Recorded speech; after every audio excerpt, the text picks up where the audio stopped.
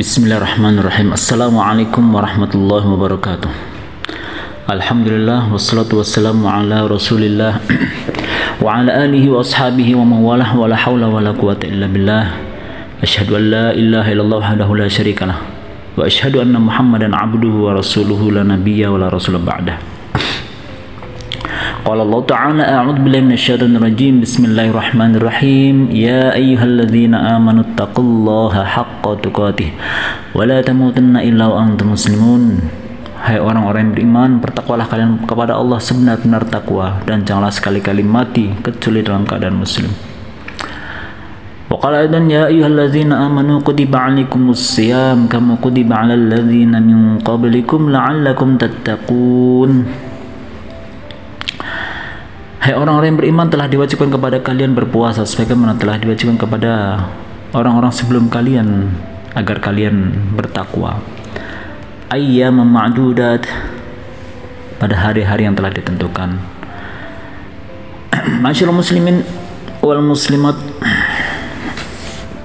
alhamdulillah kita bersyukur kepada Allah SWT pada kesempatan hari ini kita dipertemukan dengan 10 hari terakhir bulan Ramadan.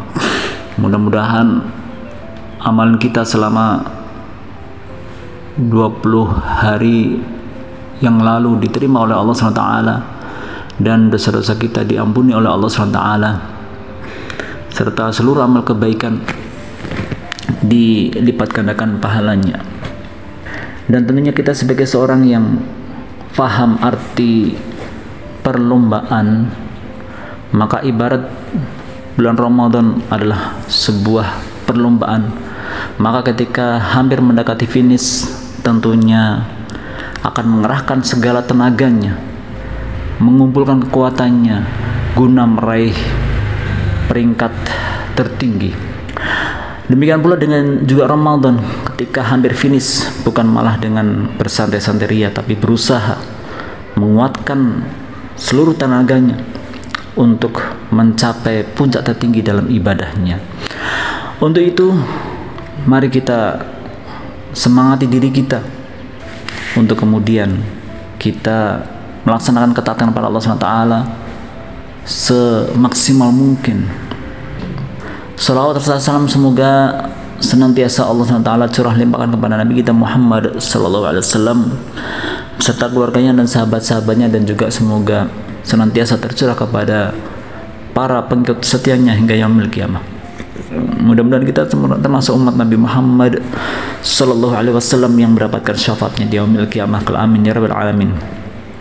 Pada kesempatan kultum kali ini, saya ingin mengetengahkan tausiah tentang mengapa umat Nabi Muhammad sallallahu alaihi wasallam tidak langsung diazab. Ma'asyiral muslimin rahimakumullah. Fa insyaallah kita akan mengupas mengapa Allah Subhanahu wa taala tidak langsung mengazab umat Nabi Muhammad sallallahu alaihi wasallam yang bermaksiat, padahal bentuk maksiat yang dikerjakan oleh sebagian dari umat, oleh sebagian dari mereka sama seperti kemaksiatan umat-umat terdahulu, yang karenanya lah mereka ditimpakan azab Allah yang membinasakan. Setiap manusia memiliki keinginan dan harapan. Ia akan berusaha sekuat yang ia bisa supaya keinginannya terkabul dan harapannya terwujud. Akan tetapi, tidak semua usaha yang manusia lakukan dinilai baik secara agama, karena agama mengontrol tingkah laku manusia. Perilaku yang menyimpang dan melampaui batas akan mendapatkan dosa, dan perilaku yang sesuai ajaran dan benar akan mendapatkan ganjaran. Dalam sejarahnya, ada tingkah laku manusia yang melampaui batas sehingga para pelakunya mendapatkan azab dari Allah Subhanahu wa taala. Ada bersifat menyeluruh yang membinasakan kaum yang melampaui batas tersebut. Berikut ini diantara kaum-kaum terdahulu yang melampaui batas yang termaktub dalam Al-Quran, serta azab Allah kepada mereka. Azab Allah kepada umat terdahulu, yang pertama kaum Nabi Nuh. Allah Subhanahu wa taala berfirman, A'udzu billahi minasyaitonir rajim. ولقد أرسلنا نوحا إلى قومه فلبث فيهم 1000 سنة إلا 50 عاما فأخذهم الطوفان وهم ظالمون.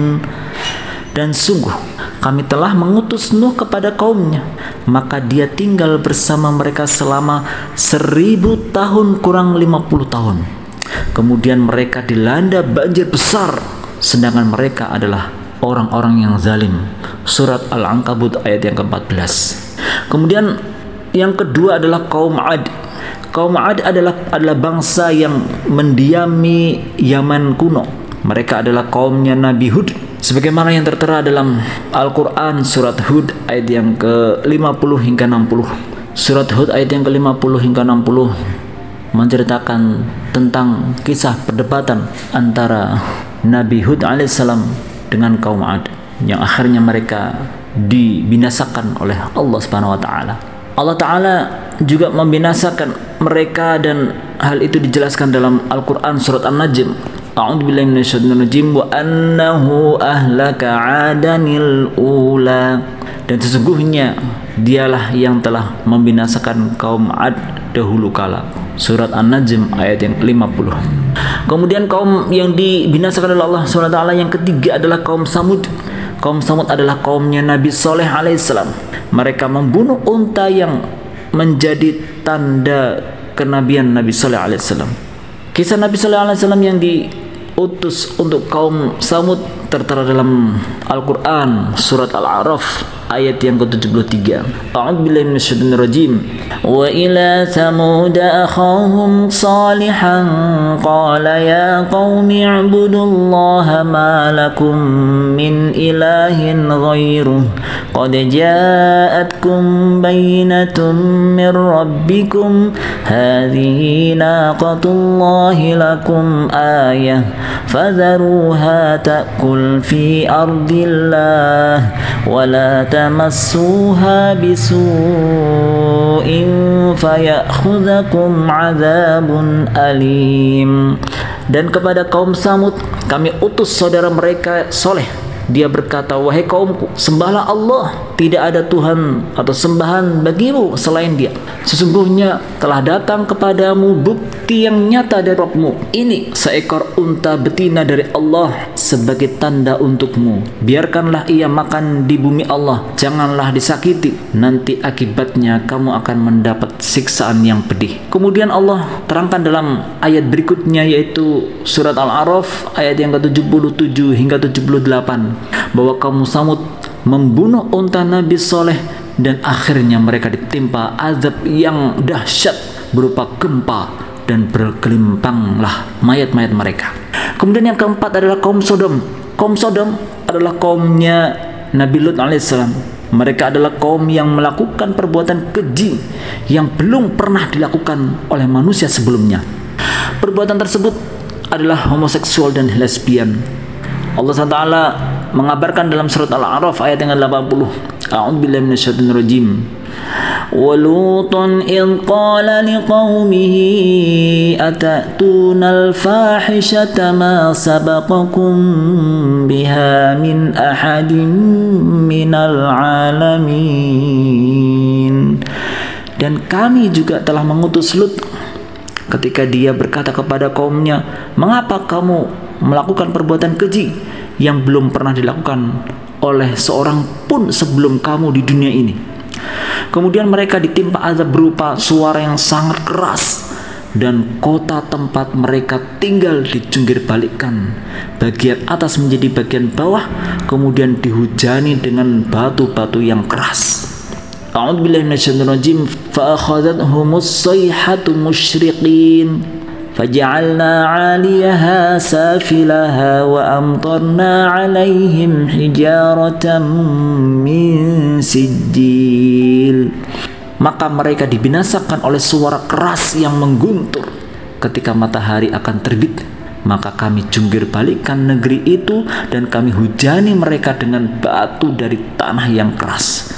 Quran surat Al-Hijr ayat yang ke-73 hingga 74. Kemudian yang kelima adalah kaum Madian atau Aikah. Kaum Madian adalah kaum Nabi Syuaib. Perilaku mereka berupa mengurangi timbangan dan berbuat zalim, tertulis dalam Al-Quran surat Hud ayat yang ke-84. Akibat dari perilaku melampaui batas tersebut, mereka ditimpa azab berupa suara yang bergemuruh hingga mayat-mayat mereka bergelimpangan di dalam rumah-rumahnya. Quran surat Hud ayat yang ke-94, yang artinya, dan kepada penduduk Madian kami utus saudara mereka Syuaib. Dia berkata, wahai kaumku, sembahlah Allah, tidak ada bagimu Tuhan yang berhak disembah selain Dia, dan janganlah kamu kurangi takaran dan timbangan. Sesungguhnya aku melihat kamu dalam keadaan yang baik atau makmur, dan sesungguhnya aku khawatir kamu akan ditimpa azab pada hari yang membinasakan atau hari kiamat. Akibat dari perilaku melampaui batas tersebut, mereka ditimpa azab berupa suara yang bergemuruh hingga mayat-mayat mereka bergelimpangan di dalam rumah-rumah mereka.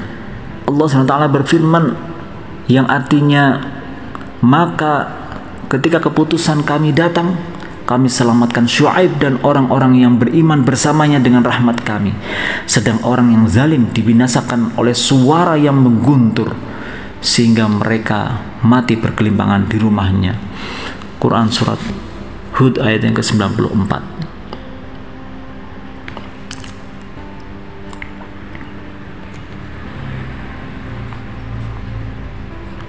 Itulah kaum-kaum yang dibinasakan karena perilaku mereka yang melampaui batas, seperti yang Allah kabarkan kepada nabinya.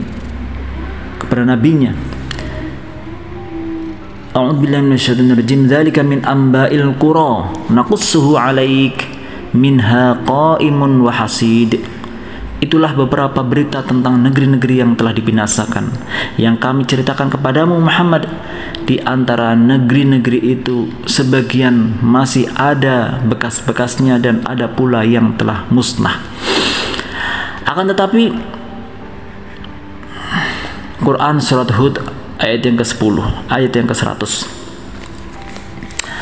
Akan tetapi, apakah perilaku melampaui batas yang dilakukan kaum-kaum terdahulu tersebut tidak dilakukan oleh umat manusia hari ini? Nabi Muhammad SAW menjadi nabi terakhir dan menjadi nabi penutup. Tidak ada lagi nabi sepeninggal beliau. Bukankah di antara umat Nabi Muhammad SAW ada yang berperilaku melampaui batas seperti perilaku umat-umat terdahulu? Ada yang membangkang, mengaku sebagai nabi, melakukan homoseks dan lesbi, berbuat zalim, membunuh yang diharamkan, serta kekufuran-kekufuran lainnya. Akan tetapi kenapa Allah tidak langsung mengadab umat Nabi Muhammad SAW yang berperilaku melampaui batas seperti perilaku umat-umat terdahulu yang karenanya mereka diadab? Masyaallah muslimin, keistimewaan umat Nabi Muhammad SAW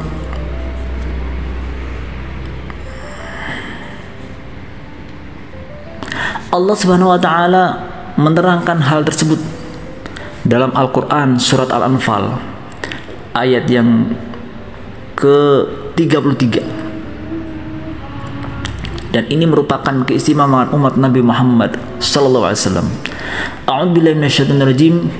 Wa ma kana Allahu liyu'adzibahum wa anta fihim wa ma kana Allahu mu'adzibahum wa hum yastaghfirun. Tetapi Allah tidak akan menghukum mereka selama engkau Muhammad berada di antara mereka, dan tidaklah pula Allah akan menghukum mereka sedang mereka masih memohon ampunan. Ibnu Abbas dan Abu Musa al-Ash'ari radhiyallahu anhuma mengatakan, dua hal yang karenanya umat ini tidak diazab. Satunya sudah pergi, yaitu Nabi sudah wafat dan tinggal istighfar, yakni meminta ampun. Hal ini merupakan pengkhususan umat Nabi Muhammad sallallahu alaihi wasallam. Jadi umat Islam tidak langsung diazab oleh Allah lantaran dua perkara.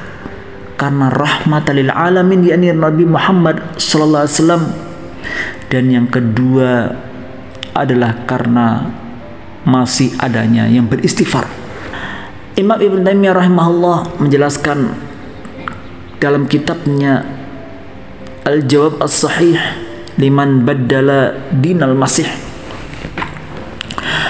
bahwa Allah SWT menurunkan azab yang menyeluruh kepada umat yang membangkang dan mendustakan para rasul sebelum turunnya kitab Taurat. Seperti Allah Subhanahu wa taala menurunkan azab untuk kaum Nabi Lut, Samud, Madian, kaum Nabi Lut, dan bala tentara Fir'aun. Setelah masa Fir'aun dan sesudah Taurat diturunkan, Allah Subhanahu wa taala tidak menurunkan azab secara menyeluruh. Keterangan ini ada dalam Al-Qur'an surah Al-Qasas ayat yang ke-43. A'udzubillahi minasyaitonir rajim. وَلَقَدْ آتَيْنَا مُوسَى الْكِتَابَ مِنْ بَعْدِ مَا أَهْلَكْنَا الْقُرُونَ الْأُولَى بَصَائِرَ لِلنَّاسِ وَهُدًى وَرَحْمَةً لَعَلَّهُمْ يَتَذَكَّرُونَ. Dan sungguh telah kami berikan kepada Musa kitab, ini Taurat, setelah kami binasakan umat-umat terdahulu untuk menjadi pelita bagi manusia dan petunjuk serta rahmat agar mereka mendapat pelajaran. Ketika Bani Israel melakukan kemaksiatan dan kekufuran, Allah Subhanahu wa taala menurunkan azab kepada sebagian Bani Israel dan dibiarkan sebagiannya. Karena tidak semua Bani Israel setuju dengan kekufuran yang dilakukan oleh sebagian mereka. Termasuk hikmah Allah SWT mengenai tidak adanya azab menyeluruh dan kontan sesudah Taurat diturunkan ialah karena ada dari umat Nabi Muhammad sallallahu alaihi wasallam yang melakukan kekufuran dan kemaksiatan agar mereka semuanya tidak mengalami kebinasaan itu, serta disyariatkannya umat Nabi Muhammad sallallahu alaihi wasallam untuk berjihad melawan orang-orang kafir, orang-orang musyrik, dan orang-orang yang membangkang. Hikmah lainnya adalah disyariatkannya amar ma'ruf nahi mungkar, saling menasihati dalam kebaikan, dan tersebab inilah umat Nabi Muhammad sallallahu alaihi wasallam menjadi umat terbaik, sebagaimana dalam firman Allah SWT, A'udzubillahi minasyaitonir rajim. Kuntum khaira ummatin ukhrijat linnasi ta'muruna bil ma'rufi wa tanhauna 'anil munkari wa tu'minuna billah. Walau amana ahlul kitabi lakana khairan lahum minhumul mu'minuna wa aksaruhumul fasiqun. Kamu umat Islam adalah umat terbaik yang dilahirkan untuk manusia, karena kamu menyuruh berbuat yang ma'ruf dan mencegah dari yang mungkar, dan beriman kepada Allah. Sekiranya ahli kitab beriman, tentulah itu lebih baik bagi mereka. Di antara mereka ada yang beriman, namun kebanyakan mereka adalah orang-orang fasik. Wallahu a'lam bishawab.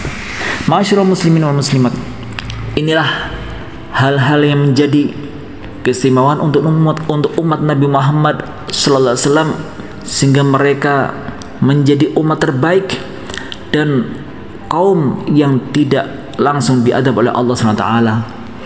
Maka dari itu kita tentunya bersyukur dengan diutusnya Nabi Muhammad sallallahu alaihi wasallam yang menjadi rahmat bagi seluruh alam, sehingga Allah tidak mengazab langsung umat-umat sebagai umat Nabi Muhammad sallallahu alaihi wasallam. Namun ketika Rasulullah sudah tiada, maka tinggal satu yang menjadi terhalangnya Allah mengazab kaum atau umat Nabi Muhammad sallallahu alaihi wasallam, yaitu istighfar. Untuk itu mari kita perbanyak istighfar kepada Allah SWT dengan terhadap dosa-dosa yang telah kita lakukan, sehingga kita termasuk umat yang terjaga dari azab Allah Subhanahu wa taala. Demikian, mudah-mudahan ceramah singkat ini ada manfaatnya untuk kami pribadi dan kepada kaum muslimin seluruhnya.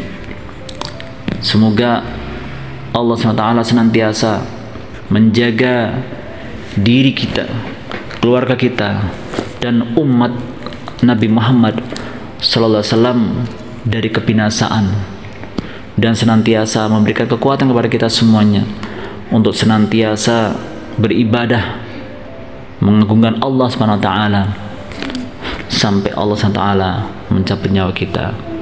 Kurang lebihnya mohon dimaafkan. Akhiru da'wana alhamdulillahil alamin. Wassalamualaikum warahmatullahi wabarakatuh.